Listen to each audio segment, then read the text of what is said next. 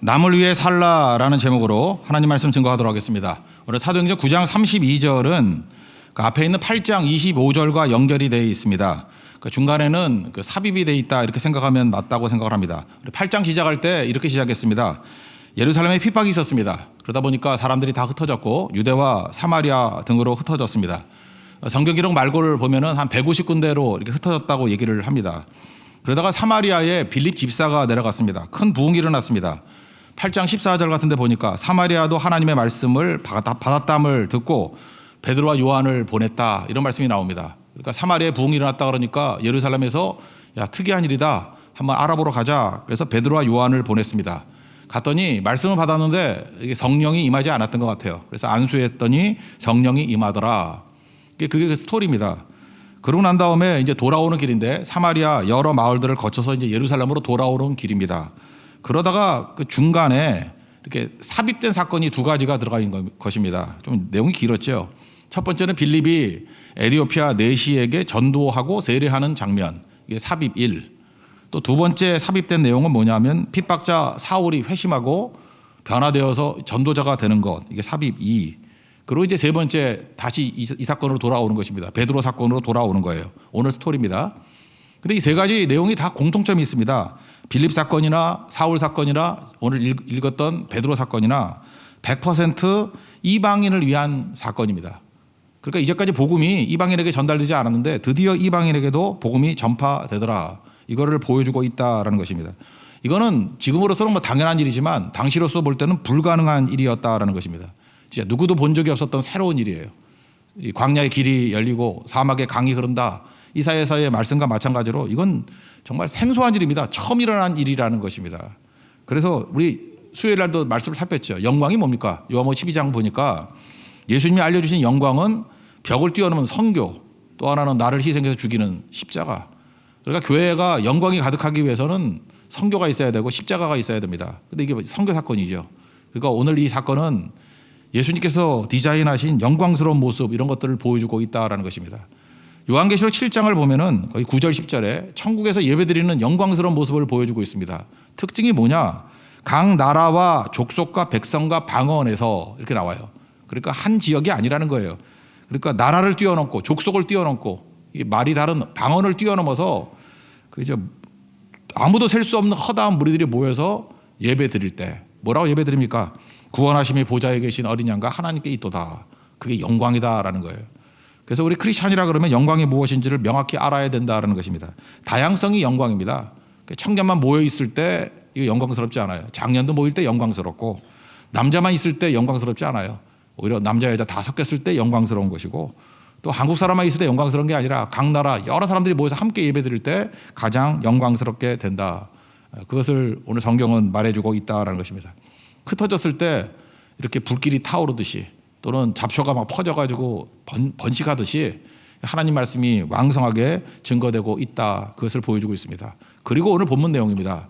첫 번째 내용은 이 애니아라는 사건을 통해서 알 수 있는 게 뭐냐? 신방의 능력이 강력하다라는 거예요. 신방. 그 루따 지역이라 그러죠. 이게 사마리아 해변 쪽에 있는 도시입니다. 그 루따 지역에 이제 갔습니다. 제가 한번 이거 짚고 넘어가려고 그러는데 신방 그럴 때 이 심이라는 게 찾을 심자에 찾을 방입니다.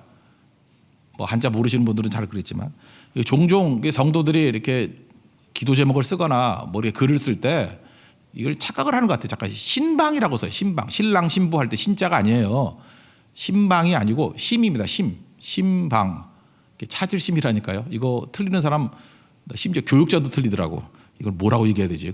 그죠? 신방 사역이 되게 중요한 건데 이게 찾아가는 거예요. 이게 이 단어는 기독교에서 만든 단어입니다. 그래서 영어에서는 pastoral visitation 이런 뜻이거든요. 신방. 목회적인 차원에서 방문하는 거. 이게 이 목회 차원에서 굉장히 중요한 것이고 초대교회도 여기에 굉장히 큰 비중을 두고 있다라는 것입니다. 돌아보는 겁니다. 성도들을 돌아보고 가난한 자들을 돌아보고 병자들을 돌아보고 그 외로운 사람들을 돌아보는 것 반드시 이게 있어야 된다는 것입니다. 신방은 뭐예요? 찾아가는 거 또는 신방은 만나는 거. 신방은 바울이 갈 수 없으니까 편지를 썼잖아요. 그것도 편지 신방이에요. 신방이 그런 뜻이라는 것입니다. 날마다 이런 접촉이 있어야 된다라는 거예요. 그래서 그 루따라는 지역에 베드로가 신방 간 겁니다. 신방 갔을 때 병자를 만난 것이고, 병자를 고치려고 간 게 아니고 신방하다 보니까 병자를 만난 것이고 또 그를 고치게 되었다라는 것입니다. 그러니까 신방하면 사건이 벌어집니다. 신방하면 기적이 나타나요. 저는 그걸 믿습니다. 성경이 그래. 신방의 능력이 어마어마한 거라고. 그래서 우리 초대교회 같은 데, 우리 한국교회 같은 데는 뭐 대신방 그래가지고 정교인 집을 샅샅이 다 다녔어요. 1년에 한 2번씩. 뭐 충계 대신방, 추계 대신방. 근데 거기서 병자들이 났고요. 거기서 막 문제가 풀리고 승리하는 일들이 어마어마하게 많았다라는 것입니다. 그 신방의 능력이 있다라는 거예요. 그게 오늘 성경이 말해주고 있는 내용이라는 것입니다. 신방은 뭐예요? 남 돌아보는 사역이죠. 그게 반드시 필요하다라는 것입니다. 그 갔더니 애니아라는 사람이 중풍병에 걸린 지 8년이 됐다고 얘기를 합니다. 그러니까 가족들이 얼마나 힘들었고 본인도 힘들었겠습니까? 8년 동안 마비돼 있고 누워 있으니 화장실도 못 갔을 거 아니에요.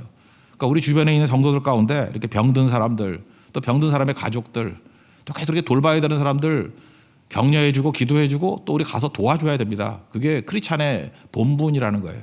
오늘 그걸 말해주고 있습니다. 32절과 33절 읽겠습니다. 시작. 그때 베드로가 사방으로 두루 다니다가 루다에 사는 성도들에게도 내려갔더니 거기서 애니아라 하는 사람을 만나매 그런 중풍병으로 침상 위에 누운 지 8회라. 여러분 그 돌보면은 기적이 나타납니다. 신방하면 기적이 나타납니다. 그러니까 신방 후에 풀리는 경우가 굉장히 많이 있다는 것입니다. 여기도 보세요. 그 신방했다가 애니아라는 8년 된 중풍병 환자가 낫게 되었다라는 것입니다. 이게 되게 중요한 거죠. 예를 들어서 우리 교회도 예를 들면 그런 것이 있습니다. 어떤 목사님이 우리 교회 다니셨는데, 그러니까 사역을 쉬고 계실 때 교회 예배 드리시는 분들이 꽤 됩니다. 온 가족이 다 같이 예배를 드렸습니다. 2년 넘게 예배를 드렸습니다. 예배자로 또는 충전의 시간을 갖는 것이 중요하다고 생각을 합니다. 근데 그분이 2년 동안 우리 교회에 있었던 것들은 저는 그렇게 생각합니다. 아라비아 광야 3년 동안의 시간이다, 훈련이다, 그런 의미도 있다고 생각을 해요. 우리 주일학교에 대해서도 굉장히 은혜를 받았더라고요. 자기 아이들이 막 성경 암송하고 대단히 놀랍대요. 자기가 다니던 원래 교회보다 뭐 엄청나게 양육을 잘 시켜서 고맙다, 뭐 그런 내용도 있었습니다. 마지막 떠나실 때 이제 만났거든요. 일종의 신방이죠. 만나서 대화도 나누고 식사도 같이 하고 했습니다. 근데 이제 원래는 당진 어떤 곳이에요? 그런 데도 있습니까? 기지시? 이게 한국에 그런 데가 있는 거 봐요. 기지시라고. 당진 어딘데 거기로 이제 부임하러 가게 되는데 원래 부교육자로 가게 되어 있습니다. 근데 신방하고 난 다음에 하나님께서 새롭게 길을 열어 주셔가지고 마산에 있는 어떤 교회 담임 목회자로 가게 되었습니다. 저는 그걸 바라보면서 그런 생각을 해요. 왜 하나님께서 2년 동안 훈련시키셨나? 내가 볼 때 부교육자 훈련은 아니었던 것 같아요. 여기서 담임 목회자로서 훈련을 시키신 것 같고, 그 다음에 신방이라는 하나님과의 그 말씀의 만남을 통해 가지고 또 새로운 길을 순식간에 열어 주시잖아요. 저는 또 한 번 느꼈습니다. 신방의 힘이 어마어마한 것이구나. 하나님께서 이렇게 이끌어 주시는구나. 신방 무시하는 거 아니에요. 이거 굉장히 중요한 겁니다. 왜? 하나님께서 사람을 통해서, 사역자를 통해서 말씀해 주실 게 있거든요. 이렇게 채워 주실 게 있다고요. 그게 신방의 능력이라는 것입니다. 신방 다 못하니까 우리 특별 새벽 기도회 같은 데 이렇게 안수기도 하지 않습니까? 그럴 때 뭐 딴 건 모르지만 그래요. 우리 교회도 그 안수기도를 통해 가지고 태문이 열렸던 가정들 얼마나 많습니까? 뭐 일반 성도는 뭐 얘기하면 민망해 할 거니까 교육자들 가운데 뭐 6년, 7년 됐던 분들, 뭐 3년 되신 분들 뭐 많잖아요. 이웅숙 전도사님, 뭐 민준호 목사님 너무 태문이 열려가지고 막 쏟아져 나오고 막 그러잖아요. 셋이나 되고, 그죠? 지금도 그런 가정들이 얼마나 많이 있습니까? 그게 바로 뭐예요? 신방의 힘이에요. 이게 막혔던 것들이 뚫리게 되고 해결되게 된다는 것입니다. 제 선배 목사님 교회 이야기를 하나 드리면 그래요. 그분 되게 이제 알려진 목사님이신데 그렇게 대학로에 이렇게 식당에 가려고 갔답니다. 갔는데 우연히 들어갔는데 마음에 안 들어서 들어가려다 나왔대요. 근데 갑자기 목사님하고 부르더래요. 알아보더래요. 알고 봤더니 자기 교회 교인이더래요. 그러니까 목사님 참 들어갔다 나오기도 힘들어요. 그죠? 이렇게 교인이면. 그래서 이제 잡혀가지고 이제 밥도 먹고 예배도 드리고 기도도 하고 뭐 그랬던 것 같습니다. 근데 분위기가 참 좋더라는 거예요. 하여튼간에 그 얘기는 다 생략해버리고 뭐 긴 얘기지만 그 다음에 나중에 얘기를 들어보니까 그때 그 신방 이후에 그 성도가 그러더라는 거예요. 자기가 그 사업상에 어려움이 있어가지고 돈이 꼭 필요했는데 너무너무 위기 상황이었다라는 거예요. 근데 목사님이 오셔가지고 이렇게 기도하고 가시고 난 다음에 어떤 지인을 통해서 다 빌려줬대요. 사업자금은 다 빌려줘가지고 그 중요한 사건 넘어가게 되고 또 융성하게 되었다고. 그러면서 그 목사님도 그런 얘기를 하더라고요. 이 신방의 힘이라는 것이 이런 거구나. 이걸 깨닫게 되었다는 것입니다. 이 애니아의 집도 보십시오. 신방하니까 8년 된 중풍병 환자가 일어서게 되잖아요. 야고보서 5장 14절에도 보니까 너희 중에 병든 자가 있느냐? 그러면 장로 부르라. 여기서 장로는 이제 목사예요. 목사를 부르라. 주의 이름으로 기름을 바르고 위에서 기도하라. 그러면은 믿음의 기도는 병든 자를 구원한다고. 그렇죠? 주께서 그를 일으키실 거라고. 하나님께서 하시는 일이 그렇다는 것입니다. 신방의 능력을 통해서 일으켜 주신다라는 거예요. 여러분 신방 후에 풀리는 일들이 많다는 거 잊지 마시고 우리 서로 성도들을 돌아보고 같이 예배드리고 같이 기도하는 우리 예수 그리스도의 역사가 나타나는 종되기를 원합니다. 그런데 이게 사람의 능력이 아니라는 거죠. 베드로 보세요. 자기 힘이 아니라 예수 이름이죠. 예수 그리스도의 이름, 예수님이 하신다라는 거죠. 그래서 교회는요, 웬만해선 쓸데없는 행사 같은 거 잠깐만 안 하는 게 좋아요. 기념일 뭐 이런 거 안 하는 게 좋고, 특별히 교회에서는 뭐 이렇게 간단히 축하하는 건 모르지만 너무 어떤 사람에게 막 영광을 돌릴 정도로 누구 생일 잔치를 해주거나 이런 거는 그거는 옳지 않습니다. 왜요? 교회는 예수님 외에는 높아지면 안 돼요. 예수님 외에는 영광 받으면 안 된다고. 그러니까 사람이 싹 사라지는 게 옳습니다. 여기도 보세요. 베드로가 자기에게 주목하는 거 하나도 없습니다. 오직 예수님이에요. 예수 그리스도를 높이고 예수 그리스도께 영광을 돌리잖아요. 이게 올바른 것입니다. 왜요? 예수님이 고친 거지 베드로가 고친 게 아니거든요. 그러니까 예수님께 영광 돌려야죠. 이게 올바른 모습이라는 것입니다. 34절 읽겠습니다. 시작. 베드로가 이르되 애니아야 예수 그리스도께서 너를 낫게 하시니 일어나 내 자리를 정돈하라 한데 곧 일어나니. 그러니까 전 베드로도 장점이 있다고 생각을 해요. 하나님께서 일하시고자 할 때 순종하잖아요. 듣고 곧장 순종하잖아요. 뭐 그런 거 있죠. 우리 많은 성도들 보면은 이렇게 8년 된 중풍병 환자가 있어요. 근데 마음 가운데 뭐 목사라 그러면 이렇게 감동이 올 때가 있잖아요. 야 기도해줘라, 일어나라, 그래라. 근데 또 그럴 수 있잖아요. 주님 이러다가 못 일어나면 어떡해요? 창피하게. 뭐 이런 것도 있고 그죠? 아직 분위기상 기도할 분위기 아니에요. 그리고 돌아올 수도 있잖아요. 그건 악한 겁니다. 악한 거. 어떤 성도는 그래요. 참 감수성이 예민해가지고 맨날 울어요. 뭐 성도를 보고 울고 그죠? 힘들어하고 막 그래요. 마음 아파하고. 그리고 끝이에요. 눈물 흘리고 끝인 게 무슨 크리스찬입니까? 눈물 흘리고 난 다음에 기도를 해야죠. 그죠? 예수 그리스도의 이름을 선포해야죠. 그리고 일어서게 될 거 아니에요? 저는 베드로의 능력이 바로 여기 있다고 생각을 합니다. 눈물로 끝나지 않고 동정으로 끝나지 않고 기도했다라는 것입니다. 그리고 뭐예요? 주가 일하신다고. God works. 그거를 믿었다라는 것입니다. 이게 꼭 필요한 거죠. 애니아 입장에서 놓고 봅시다. 여러분 가운데 혹시 병든 사람이 있습니까? 사업에 어려운 사람들이 있습니까? 이렇게 막혀있는 사람이 있습니까? 애니아 같이 자기가 병에서 회복되는 걸 통해서 전도가 되잖아요. 그러니까 내 문제가 해결되는 게 내 문제만이 아니라는 거예요. 모든 기적은요, 믿게 만들기 위한 것입니다. 그러니까 내 문제가 풀리는 걸 끝나는 게 아니에요. 그걸 바라보는 많은 사람들에게 믿음을 주기 위한 거예요. 예수님 믿기 위해서. 그리고 회복되고 난 다음에 또 뭐 해야 되겠어요? 사명에 부르신 가운데 충성해야 되겠죠. 근데 우리는 그냥 병 나으면 충성하겠습니다. 잠깐 그것만 생각한다고요. 근데 병 나는 과정, 사업에서 회복되는 과정, 문제에서 회복되는 과정도 그게 전도의 일환이라는 거예요. 왜? 하나님이 일하신다는 것을 보여주기 때문에. 그러니까 여러분들 과정 속에서도 전도가 되고 또 건강 회복되고 능력이 회복되고 난 다음에도 주를 위해서 충성하는 하나님의 종되기를 축원합니다. 그 내용이 35절입니다. 35절 읽겠습니다. 시작. 룻다와 사론에 사는 사람들이 다 그를 보고 주께로 돌아오니라. 여기서 요약하면 우리 교회가 이 말씀을 통해서 무슨 유익을 얻어야 되겠어요? 우리 모든 성도들이 신방할 자세를 가지라고요.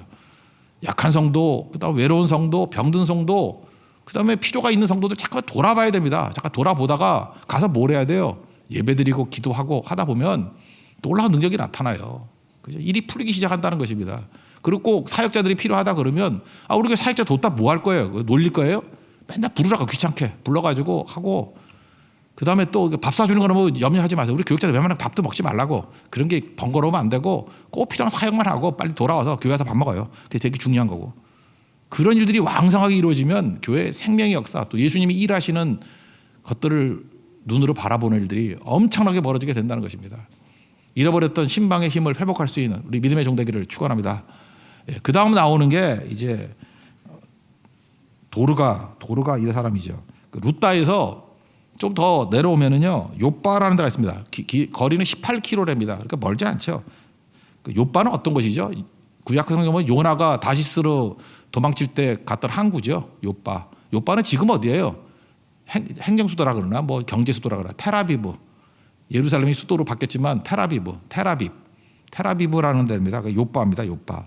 그래서 예수님 당시에는 로마가 지배했으니까 로마로 가는 국제항은 가이사라예요. 그래서 요빠 북쪽에 새롭게 항구를 만들었어요. 지금 폐허입니다. 지금 가보면 흔적도 없고 가이사라는 커다란 국제항이 있었고 근데 전통적인 국내항 또는 유대의 항구는 욥바예요.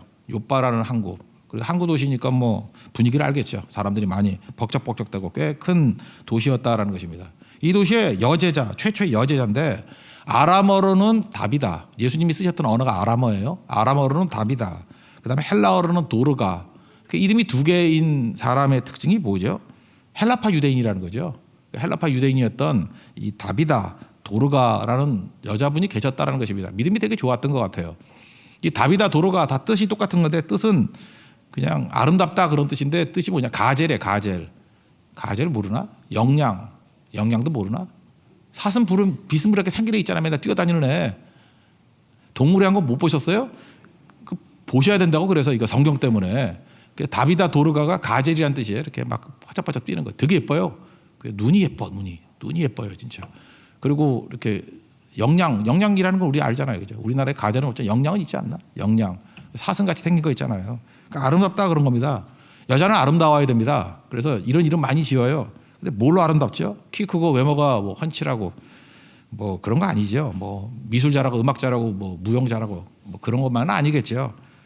이 여자는 뭐로 아름다웠냐면 선행과 구제로 아름다웠다는 거예요. 그것도 마찬가지예요. 남을 위해 산 여자분이었죠. 그죠? 선행으로. 여기 36절 한번 읽어볼까요? 36절 시작. 욥바에 다비다라 하는 여제자가 있으니 그 이름을 번역하면 도르가라. 선행과 구제하는 일이 심히 많더니. 오늘 이걸 좀 살폈으면 좋겠어요. 선행과 구제하는 일, 남을 위해 사는 일이죠. 이게 심히 많더니 이게 한 단어거든요. 플레레오라는 단어예요. 플레레오라는 헬라어 단어인데 이거 대천덕 신부님이라고 제가 대학 다닐 때 되게 유명했던 그 예수원 그 원장이셨던 신부님이 계셔요. 그분이 뭐 우리 같이 대학생들은 뭐 헬라어 잘 모르잖아요. 근데 뭐 독특하게 몇 개 풀어준 것들이 막 있고 그래요. 요한계시록 뭐 이런 것도 풀어주고 했을 때. 근데 지금도 기억나는 게 그거예요. 이분은 이상한 말을 많이 만들어냈어요. 성령 충분과 성령 충만이 다르다. 성령 충분? 그런 말을 못 들어봤죠. 이분이 만든 말이에요. 성령 충분. 충분이라는 단어가 또 헬라어에 있는가 봐. 플레로오라는 단어예요. 플레로오. 나 잘 몰라요. 그거 잘. 하여튼 그런 게 있는데 우리가 보통 말하는 성령 충만 그럴 때 그 충만이라는 단어가 플레레오예요. 플레레오하고 플레로오하고 다르대. 그러니까 우리 이제 헬라어를 잊어버리고 충분과 충만이 다르다라는 거예요. 그래서 뭐가 다르냐 그랬더니 충분은 뭐냐 하면 상태래요. 어떤 상태. 이게 병이 있으면은 물을 가득 부어요. 그러면 충분하죠. 꽉 찬 거. 그걸 충분이라 그래요. 그리고 충만은 뭐냐 하면 물을 계속 붓는 거예요. 계속 부으면 어떤 일이 뭐죠? 꽉 차긴 꽉 찬데 막 흘러 넘치는 거죠. 오버플로우. 그게 충만이라는 거예요. 그래서 성령 충만 그럴 때도 이렇게 흘러 넘치는 거라는 거예요. 계속 내 잔이 넘치나이다 그러지. 그렇게 막 넘치는 게 충만이지.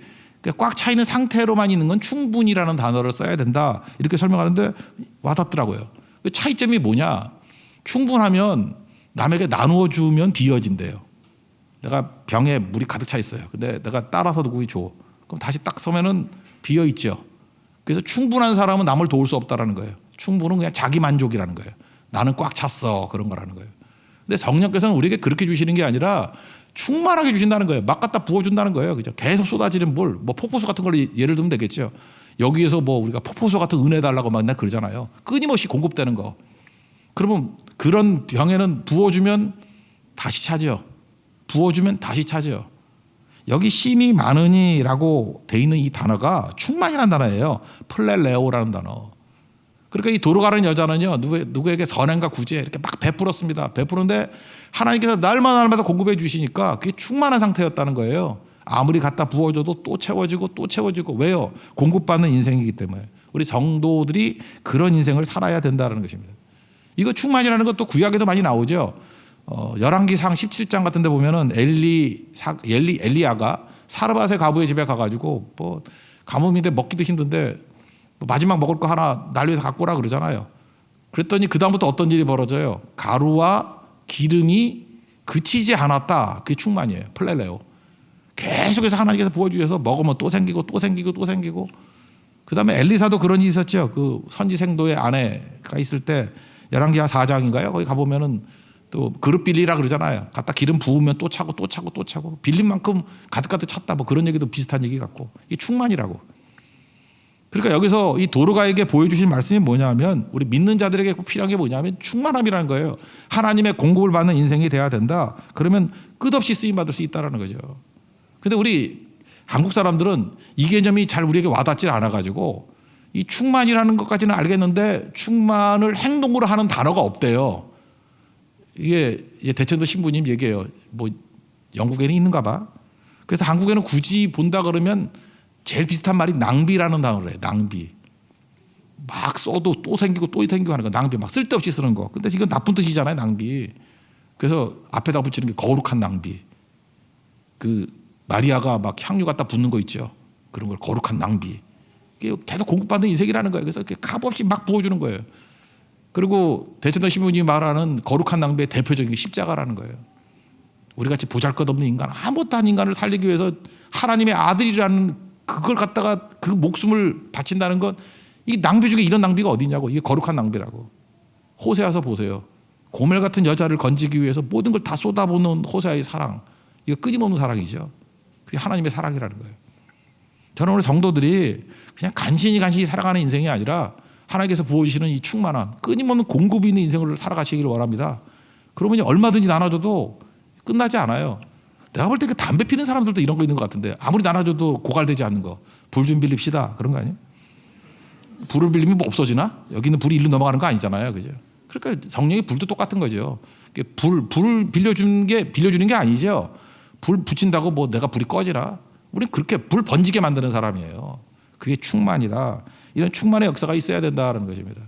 그런데 이 도르가는요 이런 인생을 살았던 것 같아요. 계속해서 나눠주고. 이게 창세기 12장에 나오는 우리 하나님 백성들 부르심의 목적 아닙니까? 12장 3절. 땅의 모든 족속이 너로 말미암아 복을 얻을 것이라. 어떻게 우리를 통해서 땅의 모든 족속이 복을 받습니까? 충만하니까 계속된 공급이 있으니까 나눠줘도 고갈되지 않습니다. 잘 보세요. 우리가 예배기도 성교송 이런 거 부르잖아요.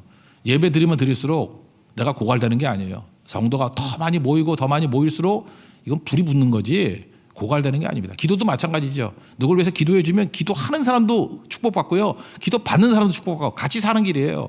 선교도 마찬가지 아닙니까? 우리가 선교 맨날 가보잖아요. 선교하는 사람도 복받고 선교지도 복받고 다 같이 사는 거라고. 이게 바로 충만의 인생이라는 거예요. 충만은 뭐예요? 나눠줄 때부터 시작되는 거예요. 이게 낭비라는 단어밖에 없는데 우리나라에는 좀 이런 좋은 말이 있었으면 좋겠어요. 막 갖다 부어도 계속 나는 거. 우물물이 퍼쓴다고 마르냐? 이걸 한 단어로 말할 수 있는 그런 걸 좀 개발해봐요. 시인들. 한국어를 한번 만들어 보라고. 낭비라는 말 말고 좀 더 좋은 말. 좋은 의미로 아무리 퍼써도 계속 남는 거. 그런 거룩한 인생 되기를 바랍니다. 그래서 가가지고 여자가 죽었잖아요. 죽었을 때 이 여자가 얼마나 그 많은 선행을 베풀었는지. 옛날엔 옷이 비쌌잖아요. 우리도 제가 어렸을 때까지 해도 옷이 귀한 거였어요. 그래서 헐벗다 이런 말을 썼거든요.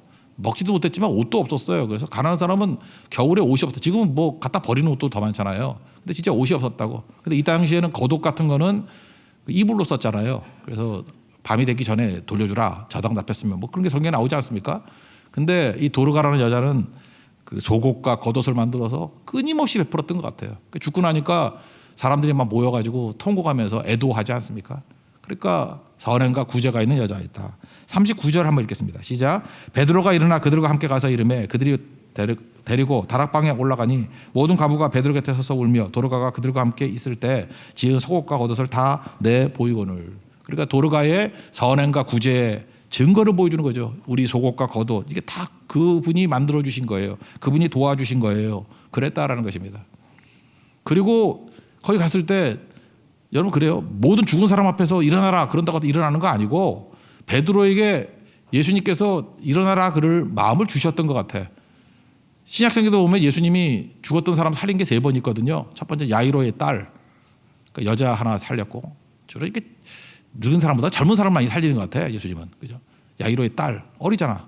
그 다음에 나인산 과부의 아들, 걔도 어려요. 걔도 뭐 그런 거 살리고 제일 늙은 게 나사로야. 나사로 살리고. 그리고 살린 거 없잖아요. 그죠? 근데 부활의 예수님이 베드로를 통해서 지금도 살아있다는 걸 보여주기 위해서 저기 여인 살리는 거예요. 살리는 얘기가 나오죠. 여기서 그 야이로의 딸을 살릴 때 달리다쿰 그러죠. 달리다라는 게 그 작은 소녀라는 뜻이거든요. 쿰. 그러면 일어나라. 쿰. 일어나라. 이게 아람어거든요. 달리다쿰. 근데 여기는 다비다니까 다비다쿰이겠네. 다비다쿰. 여러분들 이름 붙여가지고 외치세요. 전병우 쿵 그러면 전병우가 일어나라고. 그죠? 세교회 쿵 그러면 세교회 일어나라고. 대한민 쿵 그러면 대한민국에 일어나. 우리 그렇게 한번 쓸까? 대한민 쿵. 그 대한민국에 일어나라 그런 거겠죠. 쿵 일어나라 그렇게 얘기했다는 것입니다. 40절 41절 읽겠습니다. 시작. 베드로가 사람을 다 내보내고 무릎을 꿇고 기도하고 돌이켜 시체를 향하여 이르되 다비다야 일어나라 하니 그가 눈을 떠 베드로를 보고 일어나 앉은지라.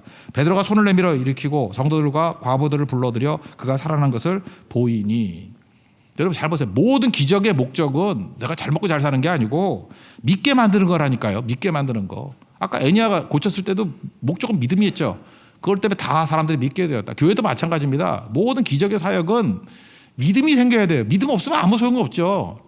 그러니까 내가 치유받고 내가 사업이 회복되고 뭐 우리 가정이 회복되고 하는 모든 것들을 통해서 믿음이 생겨야 돼. 믿음. 예수님 바라보게 만들어야 된다고. 살아났죠. 그리고 다 예수 믿게 되더라. 우리도 어딜 가든지 이렇게 외쳐야 돼요. 일어나라. 그죠? 일어나라. 외치게 되면 일어나겠죠.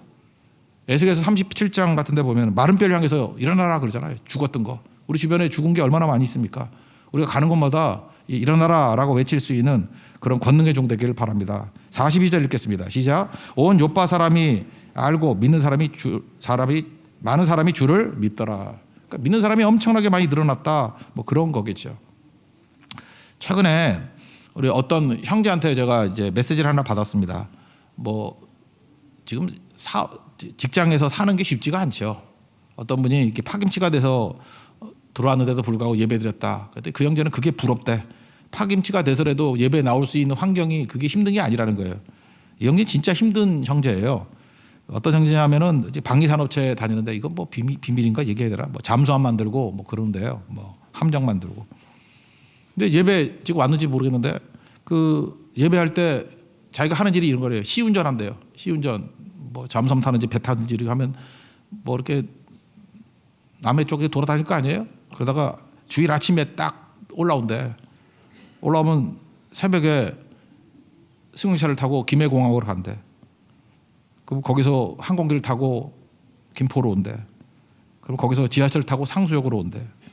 그리고 예배를 드린대요. 그리고 후다닥 밥 먹고 또 역순으로 간대요. 근데 그런 과정 속에서 자기가 너무너무 힘들다니까요. 그래서 우리나라의 4대 이동 교통수단 다 이용한대요. 자동차, 지하철, 비행기, 배. 순식간에 다 타고 온다라는 거예요. 근데 자기가 이제 서울로 오고 뭐 이직하고 뭐 이런 거에 대한 꿈이 있었거든요. 사직서를 3번이나 내고 막 그런데도 이게 되게 중요한 인물인가 봐. 그 위에서 허락을 안 하는 거예요. 너 없으면 회사 망한다. 너 없는 회사는 상상할 수도 없다. 뭐 이런 식으로. 그래서 싫어하고 얘기를 하는데 그 뭐 내용은 그거예요. 이제 깨닫게 됐다라는 거죠. 거기에 자기가 있음으로 말미암아 아무도 예배하지 않는 곳에서 예배가 드려지게 되고 거기서 믿는 사람들이 나오고 여러분도 그러죠. 뭐 때문에 그 부산에서부터 그렇게 올라와서 예배 드리나. 근데 그런 과정을 통해서 그게 과정이거든요. 그걸 통해서 또 믿는 사람이 나오는 거예요. 야 저렇게도 믿는데 그러니까 민망하죠. 그죠? 로아스에서 예배 안 나온 사람 민망하죠. 안 그렇으면 이 근처에서 엎어지면 한 10번만 엎어지면 코 닿을 때 있는 사람이 안 나오면 민망하죠. 그다음부터 이런 식으로 사용하시는 것 같아요. 나는 사실은 저도 뭐 합리적으로는 납득은 잘 안 되는데 그죠? 이런 걸 통해 가지고 본인에게도 믿음이 생기고 예배를 신고 변화시키는 일들이 있다는 것입니다. 하여튼 간에 문제는 뭐냐? 제가 볼 때 이렇게 해서 예배 나오는 것도 일종의 기적이에요. 어떻게 이렇게 나오는 사람이 있어요? 기적의 목적은 뭐예요? 믿음이라고 믿음. 제가 볼 때 바라보고 듣고 보는 모든 사람들 가운데 그 예배 떠난 사람들이 돌아오는 것들이 있더라고요. 잠깐만 이렇게 가면 또 몇 년 더 해. 그렇게 하면 내가 너무 미안한데. 그죠? 또 모르죠. 주님이 언제까지 될지 모르지만 그게 우리가 서 있는 자리에서 주님 앞에 헌신하고 예배드리는 모습이 된다라는 것입니다. 여러분 모든 삶의 기적들 주님께 주십니다. 그런데 그 목적은 믿음이라는 거. 우리 믿음 가지고 일어설 수 있는 하나님의 거룩한 종 되기를 축원합니다. 자리에 서나가겠습니다. 아무도 예배하지 않는 찬양하겠습니다.